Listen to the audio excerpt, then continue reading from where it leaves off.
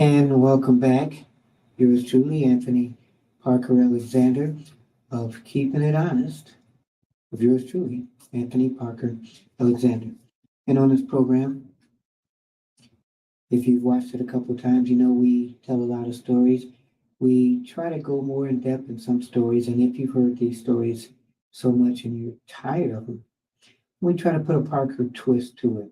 We try to get the left side, we try to get the right side of the story, and at the end, hopefully, you'll get something out of it. You may not like what you hear, but at the end of the day, hopefully you will respect our information. If you have any comments or questions, you can email yours truly. It's parkerman2011 at gmail.com, parkerman2011 at gmail.com. You can text me. Telephone number is 216-702-3718,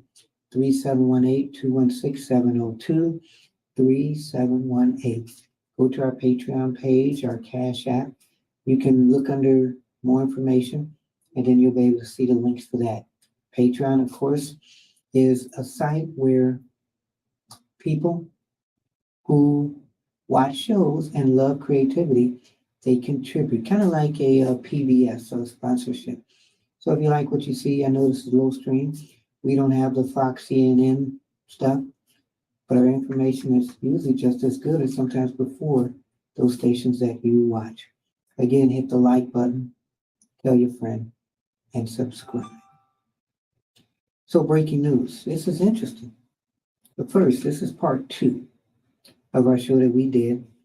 Part 1, we gave a tribute to Jesse Jackson Jr. He retired after over 50 years of being over the Push organization. So we gave a nice tribute to him.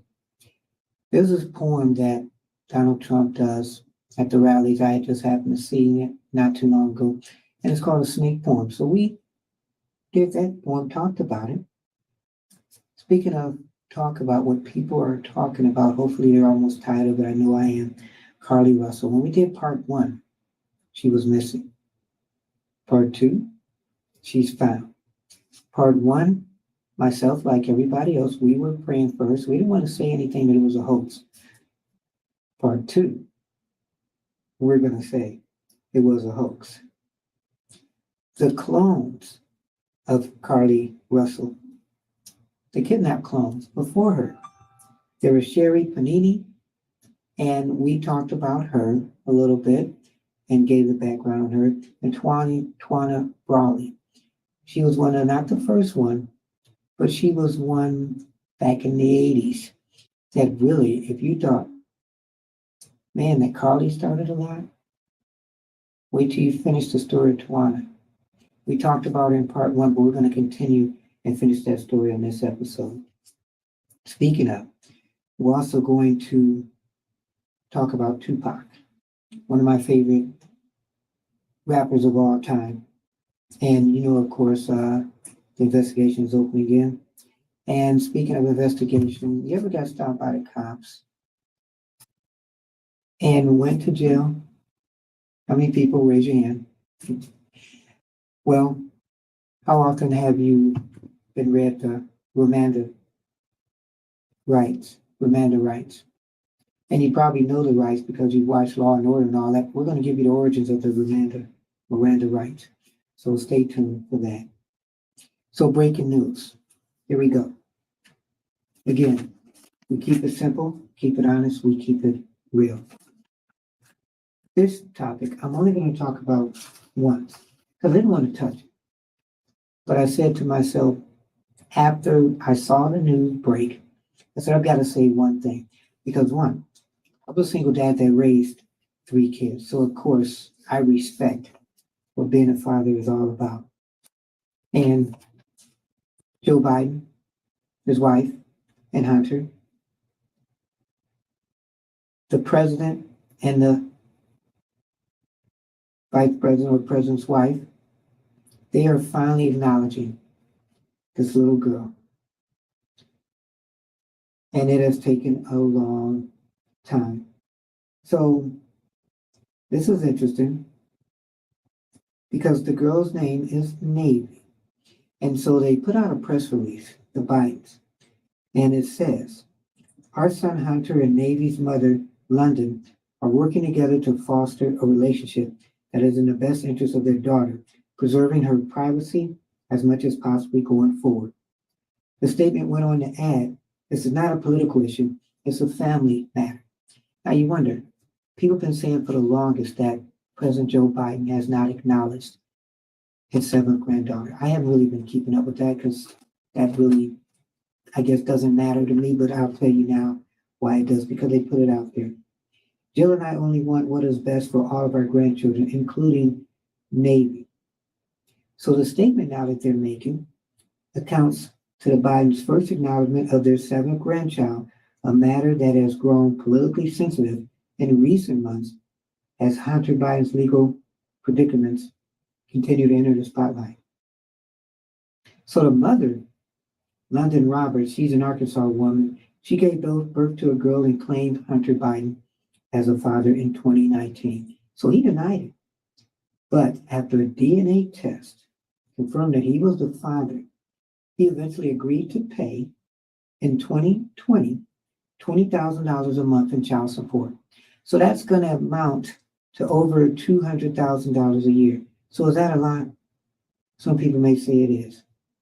So it's interesting because of that, Hunter Biden, he then said, you know what, I'm going to see if I can reduce this payment because that's a lot.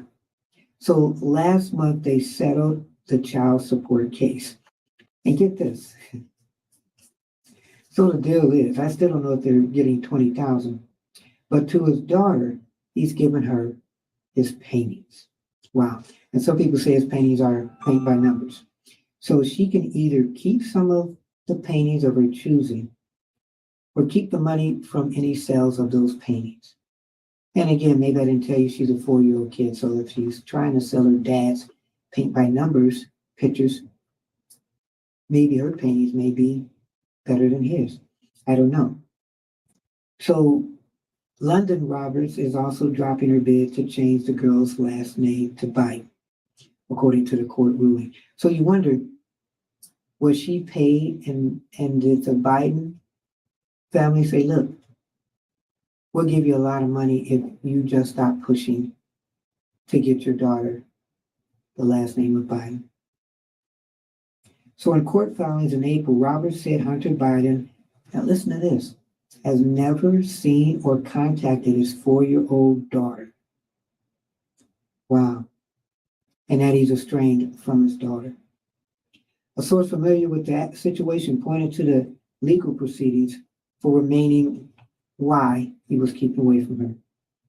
So one of the sources says, and maybe this might apply to you too, you have to remember there were some fairly contentious legal proceedings between Navy's parents happening until just a few weeks ago. And that's funny because nobody heard anything about that. They are and have been giving Hunter and London the space and time to figure things out. And this is what the Bidens are saying. Navy's parents are working on a way forward that's best for her. And the last statement is, thousands of families have faced similar circumstances working it out in private versus the spotlight. At the center, remember this, is a 4-year-old girl and everyone wants what is best for her. So you think about that. Have you been in a family situation where you want to keep it personal? But I can tell you again, character says a lot as far as how you deal with your family. And I'm not a fan of Hunter Biden. I think he's, I don't want to call him a name, sleazeball. I'm not going to call him that. But what made me look at him different is like, okay, you're not acknowledging your daughter. Okay. DNA says you're the daughter, you're the father, so you have to pay. And the grandfather, you're not acknowledging her as your grandchild. You're acknowledging 6 other kids, but you're not acknowledging her. So it made you think with the impression of that you give of people, meaning the president, of he's just an uncle. He loves everybody. When you don't even acknowledge that you have a grandchild, even if your son did things that he wasn't supposed to do, at least acknowledge that you have a grandchild. And if your son doesn't step it up, then you step it up as a man and tell your son to be a man and take care of his grandchild. So after all the pressures of everybody talking about this story, and I didn't really want to talk about it, but now that I know they're acknowledging him, make sure you do the right thing. Don't acknowledge him. Acknowledge maybe because it's a political thing, but acknowledge her because it's the right thing. But because of all this time now that has passed and you've been looking bad, President Biden, don't know what to say. Can he come back from that? Only time will tell.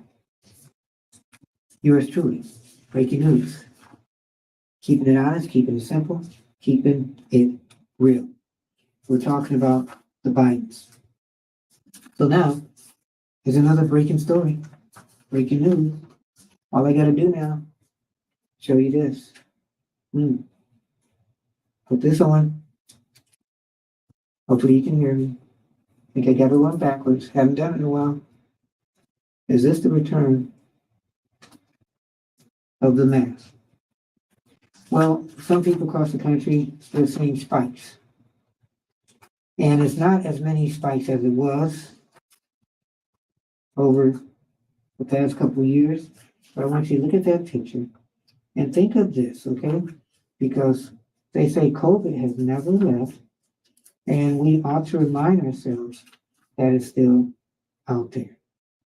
So, San Francisco, they're doing and having a little spike. And once it goes to California, it usually goes all across the area. So, in July, it went from 6,400 hospitalizations to almost 7,000. And a lot of people are asking, okay, with this, what do you believe in this or not? How many people got a booster shot? 17% of the people, they said, got a booster shot. So remember this. Remember how we used to be a little over a year or so ago. And the thing about putting this on is sometimes it's hard to take it off. But remember this. Remember we had to be in line to get food. Remember, everywhere we had to go, we were standing outside of stores. I know driving at night, we needed a piece of paper saying that we were going to work. I worked in the healthcare field many years, and it was a dangerous situation in a large COVID area. And whether you believe it or not, because there's some people that believe the virus, there's some people that don't. But whether you believe it or not, in that stand when people were dying, people were dying. I don't know if you ever had contacted COVID.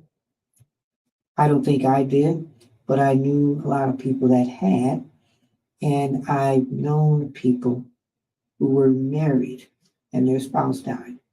If you remember, a politician by the name of Herman Cain, he contacted COVID and he passed away. So there's a spike. A lot of people wondering why there's a spike. Everybody's outside, but yet they're not outside because it's hot. And one of the hottest summers ever, so people are going inside. And maybe they're contracting it that way. Don't know. But whether you believe it or not, let's be on the lookout for it. And whatever you do, whether you believe in this or not, just be safe. Keeping it honest, keeping it simple, keeping it real. Talking about the COVID virus. So this one, I think, you let me know, how old is too old? I mean, we have a lot of politicians out here, and this is breaking news. We're in their 80s, we're in their 90s. Mitch McConnell, not too long ago, 81 years old. He fell and sustained a concussion earlier this year. And not too long ago, he was talking in front of America, and he froze for about 15 seconds. So people now are worried about him and that he's kind of losing it a little bit. He's 81 years old. Senator Dianne Feinstein, she's 90, and people have said she's been losing it for years. They've got her to after this term to retire. So this guy, which I thought is interesting, Chuck Grassley, he's 89 years old. Last year, he opted to run for another 6-year term, which will take him to at least 95. Nobody's questioned his mental or physical abilities, or even if he has a declining health. So when did the time come? And a lot of people are talking about this with Joe Biden, unfortunately, that you need to step down. People are making memes on him and laughing about him and just saying, say it isn't so, Joe. You need to just sit down. Not that you're incompetent, but we can see in America and the world can see that you're losing a step. Only thing I can say is go back to 2020. Go back when Biden was running against Trump. And boy, Biden was up and about it. You look at him now, I don't know. You be the judge, the tape don't lie. He looks a tad bit different. If you look at Trump, he's vigorous. You look at Biden, it seems like maybe he's lost a step. So the interesting thing is going to be, is he going to still be running? So there's a poll. And this poll right here, best age for a president. In their 50s, 49%. In their 60s, 24%. In their 70s, 3%. Wow. When will the older schools say, you know what, it's time to maybe let the next generation come up? A lot of people don't want to give up that power. A lot of people don't want to give up what they do best. You have older people that can really do a lot of things. I don't think just because it's that age that means your mental stability and physical stability starts getting impaired, because you have actors who are in the 80s. You've got, I always talk about Patrick Stewart, William Shatner. They're in their 80s. You have politicians in their 80s who are looking real good. You've got Donald Trump in his 70s, and he's doing good. Everybody should be judged individually. And I know there are some politicians out there that want age restrictions, term limits. I think it's up to you. And when it's time where you feel like you can't do it anymore with anything in life, then you should gracefully bow out. I mean, you even have sports stars in their 30s. That's considered old. And some do it. LeBron James, 38. In some people's eyes, he's old. But in other people's eyes, he's not. So I think we should let and judge each individual as separate as possible. Speaking judges, breaking news, it's just in. You believe in UFOs? Well, do you believe in it? Look at that. I think some people do. This guy right here, David Grush, he was in front of the United States committee, Senate committee, not too long ago, talking about UFOs. And they asked him point blank, do you believe in UFOs? He says, yes. Have you talked to people that believe in UFOs? He says, yes. Have you talked to people that have tried to operate on aliens? He says, yes. Do you believe that aliens are in our country? He says, yes. Do you believe that they have the capability to destroy us? He says, yes. Do you believe the government has kept it secret? He says, yes. My question is, do you believe in UFOs? I always said, with racism and people hating each other, if you found out that the UFOs were going to destroy the world, with blacks and whites, gays and lesbians, any nationality, Russians, Americans, will we all come together to fight them to save our planet? So if America is keeping us from learning about UFOs, I've got a question. Do you believe in UFOs, or do you believe in a vaccine and COVID? Which one are you more likely to believe? I believe you're watching Keeping It Honest with yours truly, Anthony Parker Alexander. We keep it honest, we keep it real, and we keep it simple. If you have any questions or comments, you can email yours truly. It's parkerman2011@gmail.com, parkerman2011@gmail.com. You can text me 216-702-3718, 216-702-3718. When we come back, we are going to finish up on the Callie, Carlee, whatever her name is, because we really don't know where she was at. So, respect breeds respect. But we're going to talk about Carlee, close that case, and talk about the Carlee copycats before there was Carlee. And it's not a black or white thing. So stay tuned for that. We'll be right back after this.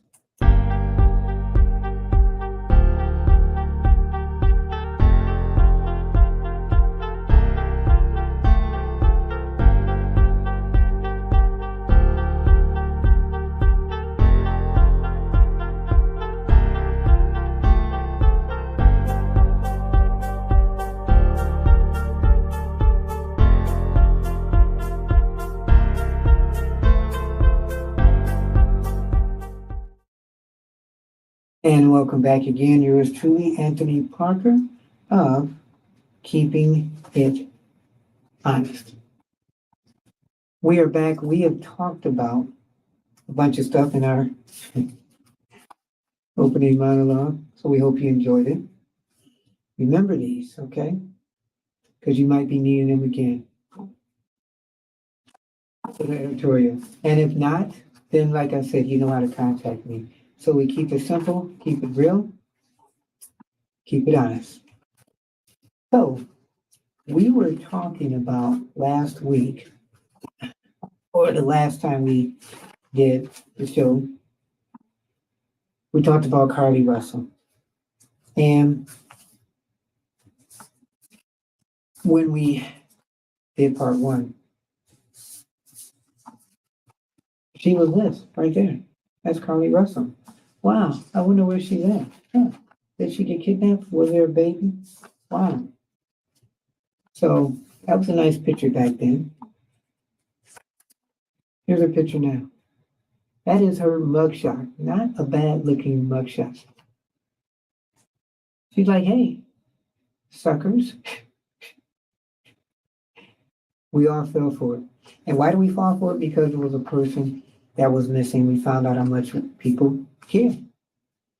A lot of people care. So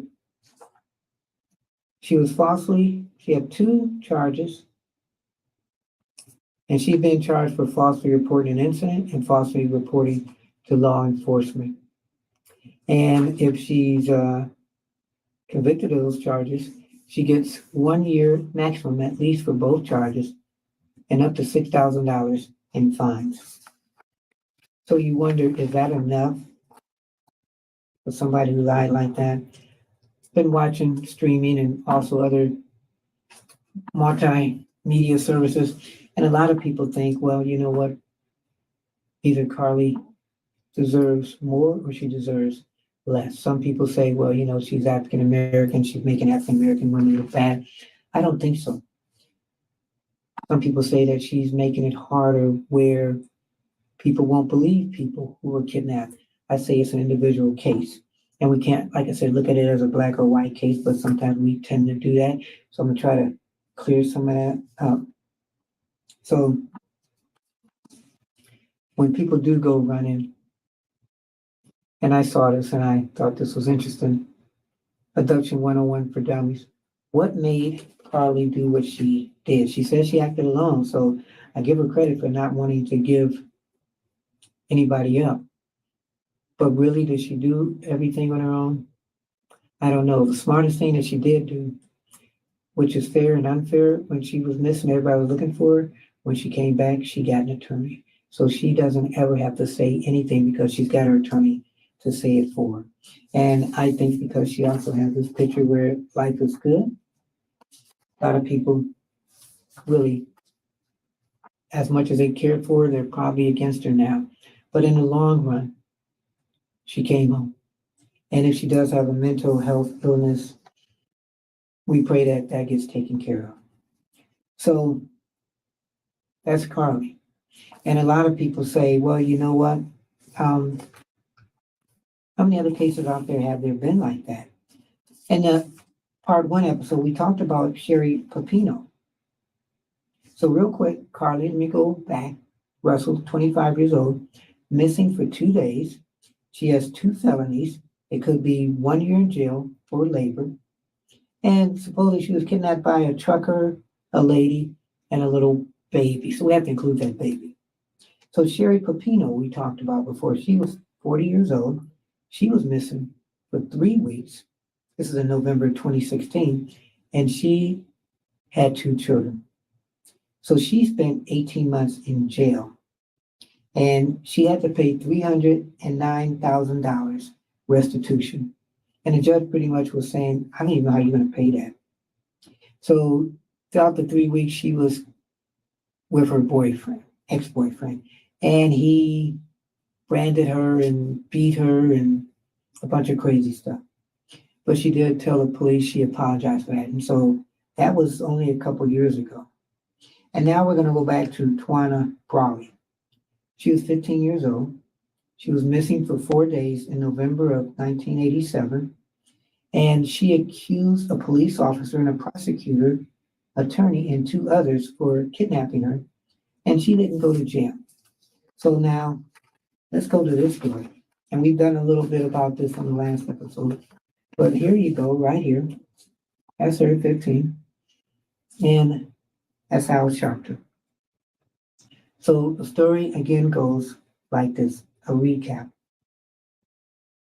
On November 28, 1987, Brawley was found in a trash bag after having been missing for 4 days from her home. She had racial slurs written on her body and was covered in feces. She accused 4 white men of having raped her. The charges received widespread national attention in part because of the appalling condition in which she had been left. Her young age, people were surprised, and the professional status of the people that she accused of raping her. Police officers and a prosecuting attorney. So one of her advisors, Al Sharpton, helped in bringing the case to national prominence. After hearing evidence, a grand jury concluded in October 88 that she had not been the victim of a forcible sexual assault and that she herself may have created all those wounds on her. So how many other kidnapped victims have done that? So Stephen Papples, the New York prosecutor whom Brawley had accused as being one of her assailants, he later successfully sued Brawley and her 3 advisors for defamation. So she received, throughout this time, considerable support from the African American community. The mainstream media, though, wasn't so kind. And so African American people in the community said, well, you know what? Then we're going to go out there and we're going to protest this and try to get the story out. So origins of the story. Let's go back. She was found seemingly unconscious and unresponsive, lying in a garbage bag several feet from her apartment where she had once lived, where the words KKK, the N word, and the B word were discovered written on her torso with charcoal. Wow. A detective now from the Bureau was summoned to interview her. The family wanted a black police officer, so they got a black police officer. And Twani, she couldn't talk or didn't talk, so she just used hand gestures. And the only word that she mentioned and said was neon. So through gestures and writing, she indicated she had been raped repeatedly by 6 men. At least one of them, she says, was a police officer. So now you're accusing a police officer. So a sexual assault kit was administered and police began building the case. She later told the police there had been no rape, only other kinds of sexual abuse. So forensic tests were then taken. And there was no exposure to elements, because she said that she was out in the cold for 4 days and in the woods. But there was no evidence that, her body was cold. She'd been laying by the bushes. She had been doing anything where it appeared to back up the story. So people were so enamored with the story back in the late 80s, that one of the people who helped her out was Bill Cosby. He offered a $25,000 bond, and more than $100,000 was pledged by Don King and Louis Farrakhan marched through the streets of that year. So her claims of being abused, it not just hit America, it hit all the world. And when civil rights activist Al Sharpton began handling the case became highly controversial. One of Al Sharpton's people at the time said that he was just out there looking out for himself. So Al Sharpton and some of his people, they suggested that the KKK, the Irish Republican Army, and the mafia had conspired with the United States government to cover it up. So this guy, Henry Crisp Jr., police officer, he was accused by Tawny. And it was interesting. Right after he was accused, he committed suicide. So some people are thinking, he committed suicide because he was guilty.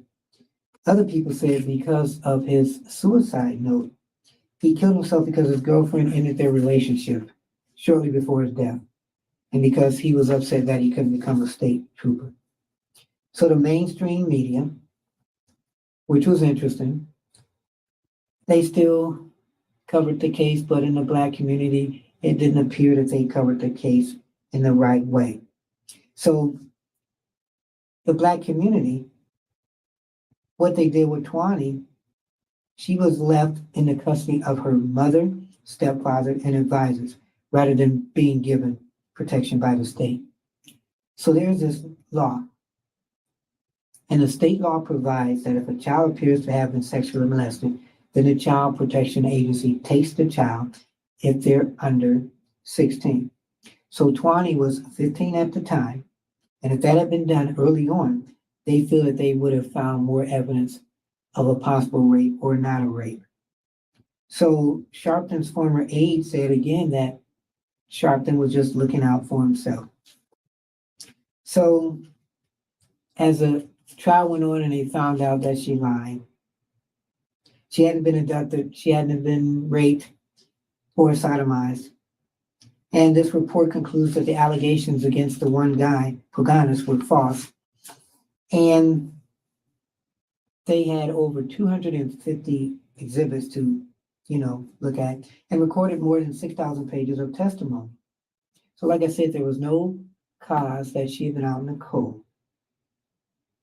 One witness said that they saw her drop into the trash can at the time of her supposed abduction. One witness also said the feces on her body came from a dog.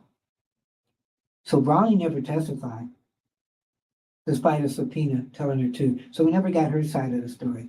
So her mother, she was sentenced to 30 days in prison and fined $250 for contempt for refusing to testify at the grand jury hearing. She evaded arrest, now listen to this, by hiding in churches, with the police failing to arrest her, arguing it would lead to violence. The Brownie family then fled to New York State, traveling around the country for several months before settling in Virginia Beach. So what is that? The apple doesn't fall too far from the tree. So the mother and the stepfather, they were evading the police, didn't even come to court. Tawny didn't even come to court to talk about this. So what was some of the possible motives? So this was interesting. The possible motive might have been that she was scared of her stepfather and that he had previously beaten her daughter for running away. So maybe she was scared to come home, spending nights with a lot of boys. So the stepfather had a history of violence that included him shooting and killing, his first wife. Red flag. So this guy shot and killed his first wife. And he's not a suspect. Wow. There have been some people that have said that he would have killed her, meaning the daughter. She had a shoplifting charge the previous year, and he attempted to beat her for the offense while at the police station. So here's a guy that beat and killed his wife, has beat his stepdaughter and beat her at the police station. And then witnesses also said the stepfather was in a sexualizing manner with the girl, Tawny. So now let's go to the day of the disappearance. She had skipped school to visit her boyfriend, who was serving a 6-month jail sentence. Wow. Apple doesn't fall far from the tree. The boy urged Tawny, to go home before she gets in trouble, and she told her, I'm already in trouble.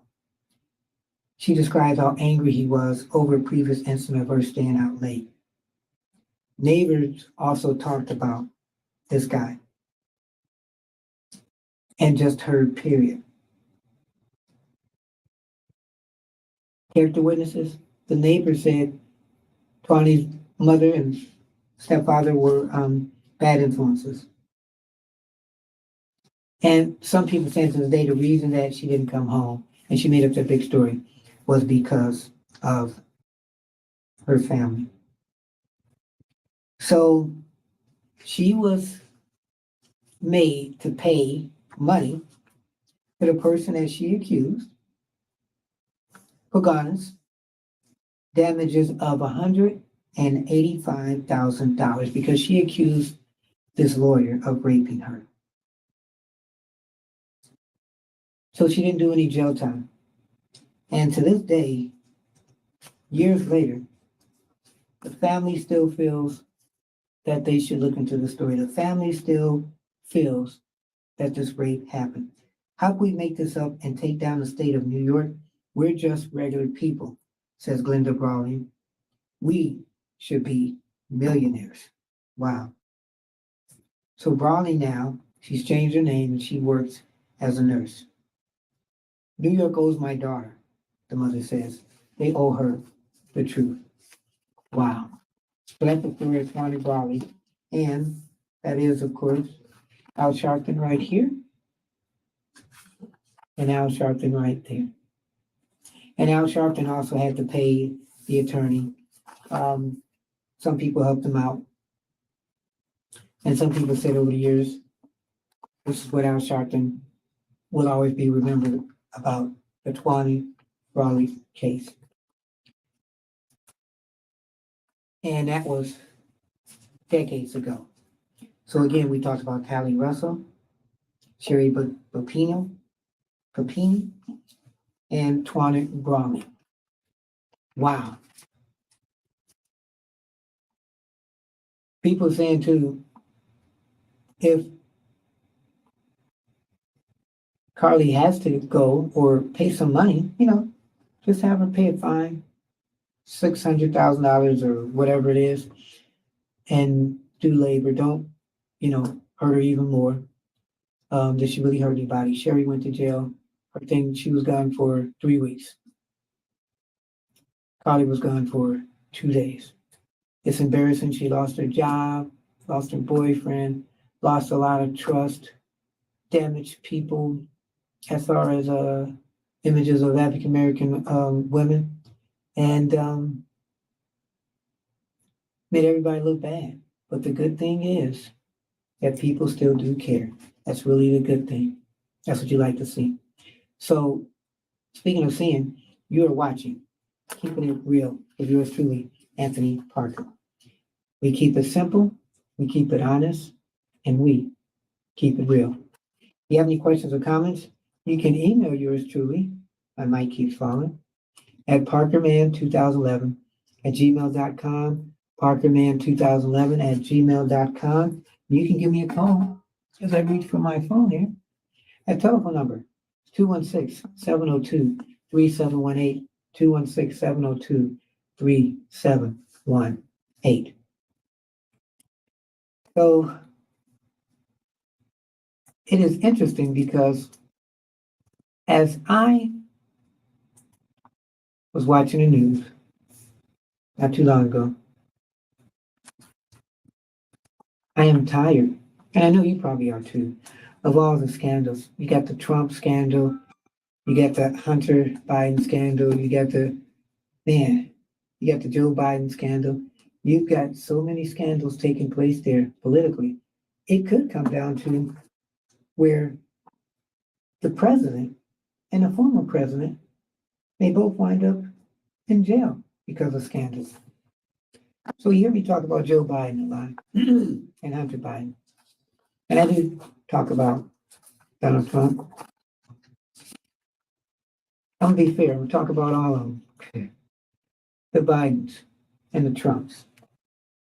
So a lot of people think, okay, Joe Biden and the Bidens suppose they're taking money from China. But did Donald Trump and his family take money from China?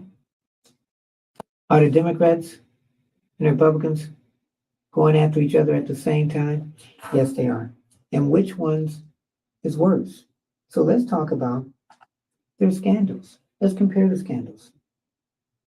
So let's talk about Donald Trump first and his family.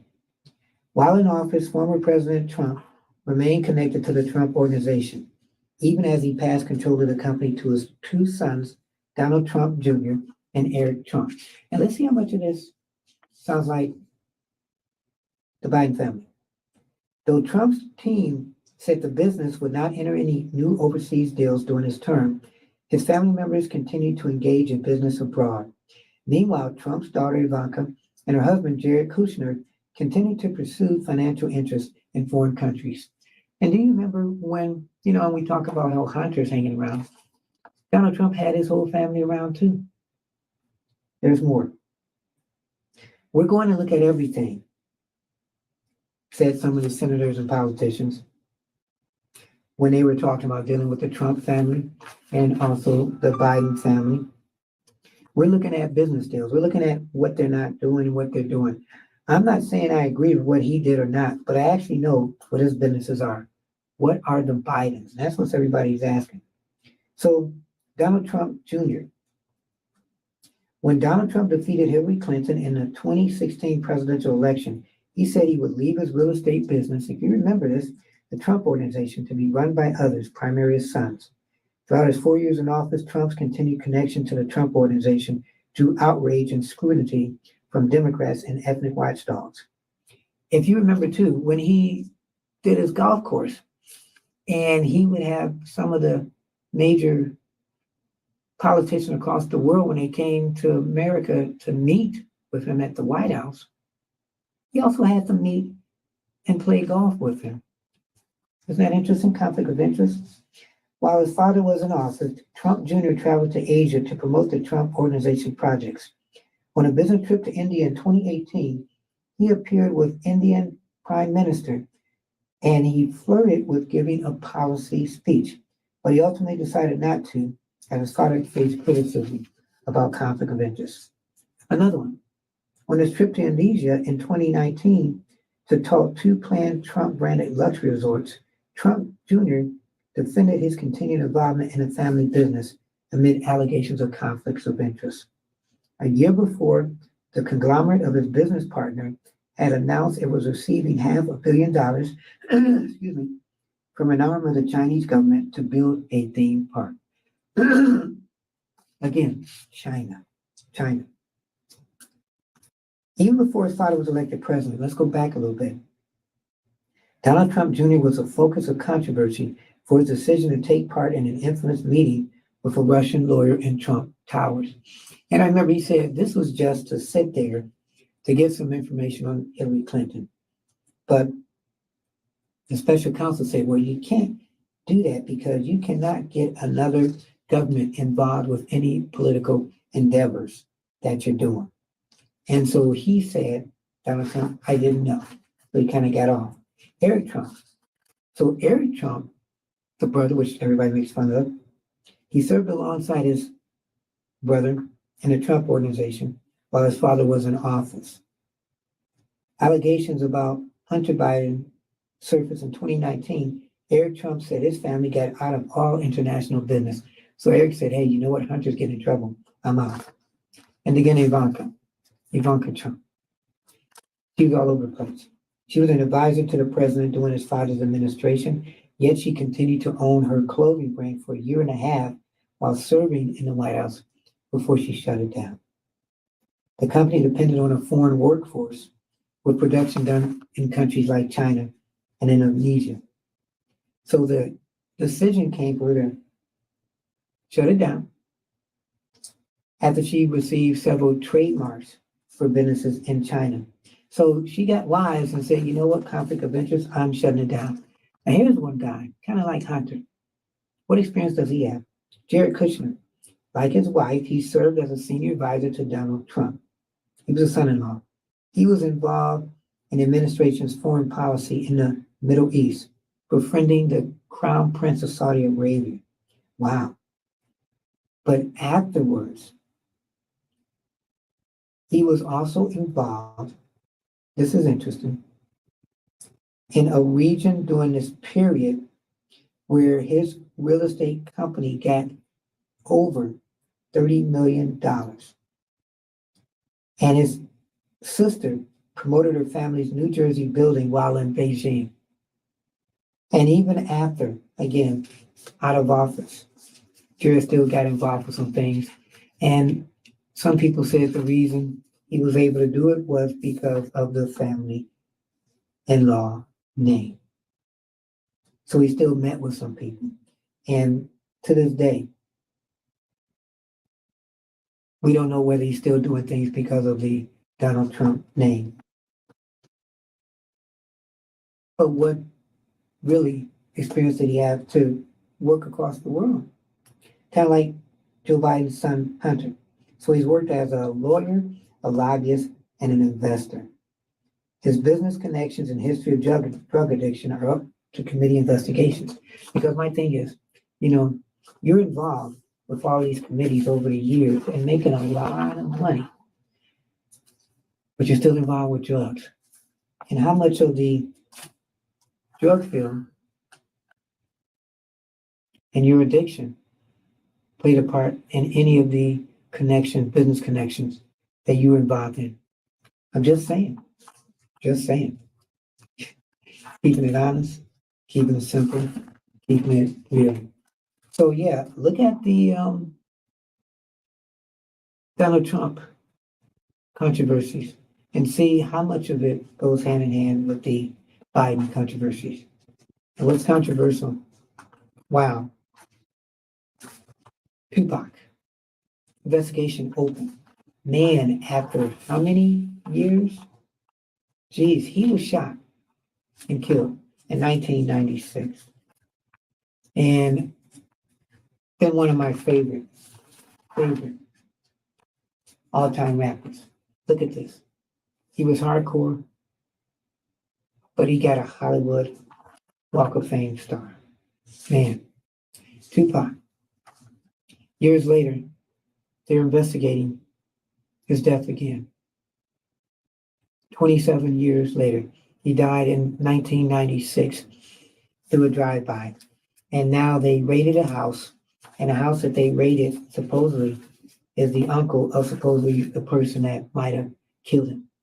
And that person that might have killed him, he's not alive today. He was killed a couple years ago after Tupac. And as we give you a little cliff note of this, back in 96, Tupac was at a Las Vegas club and he was with his boys. And one of the boys said, yeah, hey, the guy over there in the corner, that's the guy that did something to me. So Tupac takes it on his own, goes after the guy. They get in each other's face, a fight ensues, and people break it up. That next day, Tupac's driving, car pulls up, couple girls, he looks at the girls, car drives off, another car pulls up, and then he gets shot. He dies in the hospital the next day. And it's kind of not funny, but ironic. Some of the people who have been around Tupac and also Biggie, this guy, Puff Daddy, P. Diddy. Some people are alleging that he had something to do with the crime. Back then it was these three, and one of my favorite ones, which I thought might have gotten killed too, is Snoop. So you've got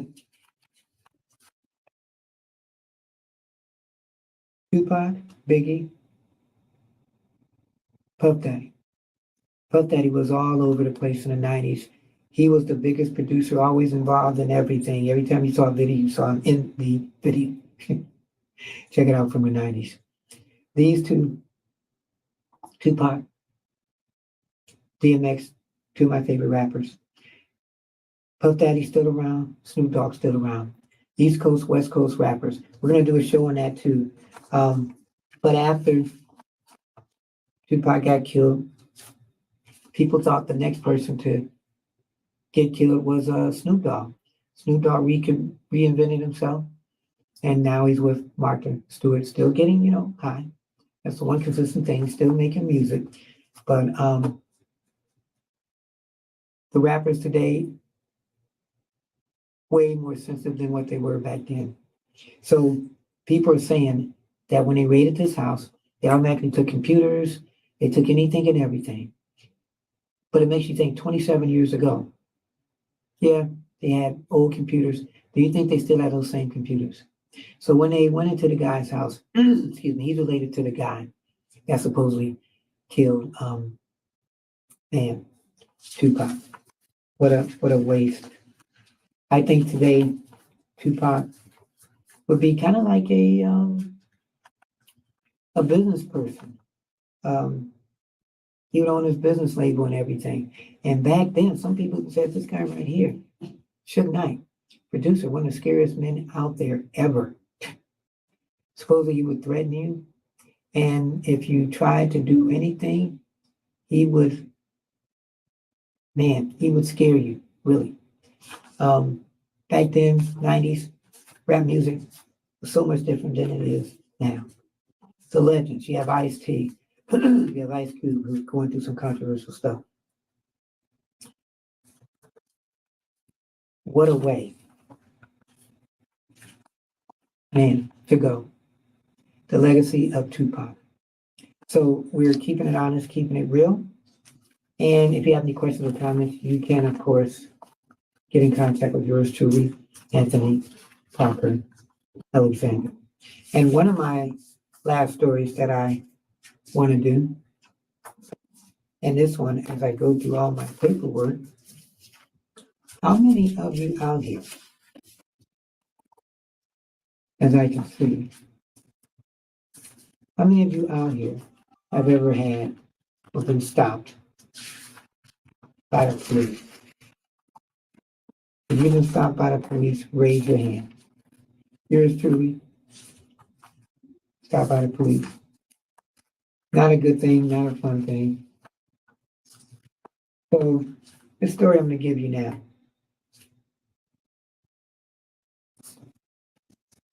And you probably don't know about the story. I'm going to tell you about it. Miranda rights. How many people know about the story of Miranda rights? So I'm going to tell it to you, how it started. On June 13, 1966, the United States Supreme Court hands down this decision in Miranda versus Arizona, establishing the principle that all criminal suspects must be advised of their rights before interrogations. Now considered standard police procedure, you have the right to remain silent. Anything you say can and will be used against you in a court of law. You have the right to an attorney. If you cannot afford one, one will be appointed to you. It's been heard so many times in television and film dramas that it has become, you think it is, mainstream. Everybody knows that. So the roots of the Miranda decision, it goes back to March 2nd, 1963. This is when an 18-year-old Phoenix woman, she told police that she had been abducted. Again, we're going back to abductions, driven to the desert and then raped. So detectives questioned her story and he gave her a polygraph test, but the results were inconclusive. However, listen to this, tracking the license plate number of a car that resembled that of her attackers, it brought police to Ernesto Miranda, with a prior record as a peeping Tom. So the cops got lucky, found something that was similar, found out this person was a peeping Tom. Although the victim did not identify Miranda in the lineup, he was brought into police custody and interrogated. Wow. What happened next is disputed, but officers left the interrogation with a confession that Miranda later recanted, unaware that he didn't have to say anything at all. So he confessed that he raped the lady, which he didn't. So the confession was extremely brief, and it was different in certain respects from the victim's account of the crime. So this guy said he raped this lady, and he didn't. However, Miranda's appointed defense attorney, who was paid $100, didn't call any witnesses at the trial, and Miranda was convicted of a crime he didn't commit. So now, while Miranda was in Arizona State Prison, this gets really interesting. The American Civil Liberties Union took up his appeal, claiming that the confession was false and coerced. Well, it's true because he didn't do that. He didn't do the rape. He may have been a peeping Tom, but he didn't do the rape. So the Supreme Court overturned his conviction, but Miranda was retried and he was convicted in October 1966, remaining in prison until 1972, 6 years for a crime he did not commit. Ernesto Miranda was later stabbed to death in the men's room of a bar after a poker game in January 1976. So as a result of this case against Miranda, each and every person must now be informed of his or her rights when in custody and about to be interrogated. However, now, on June 23rd, 2022, the Supreme Court ruled that law enforcement officers may not be sued for damages under federal civil rights law for failing to issue the Miranda warning to suspects. So now, what became a law inadvertently, now if the cops don't give you the Miranda rights, they won't be tried for making that mistake. Wow. So in a cliff note, lady said she was raped. She lied. She gave a license plate. Cops went out, thought they saw a car license plate that fitted, got this guy, interviewed the guy. He admitted to a crime he didn't commit. He didn't rape her. He was only a peeping Tom. He went to jail, was overturned. He got out, went back to jail. Supreme Court overturned it and was in jail for 6 years for a crime he didn't commit. So again, Miranda rights. So there we have it. We have done everything we said we're going to do in this show. Wow. This was part 2, where we talked about anything and everything, breaking news. Be prepared. You got the UFOs, you got the COVID. We gave the story of the Miranda rights. We gave the story of the Carlee kidnapping hoaxes. We gave the story of Tupac.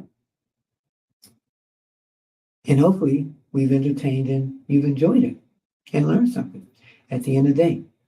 So tell your friends too. And real quick,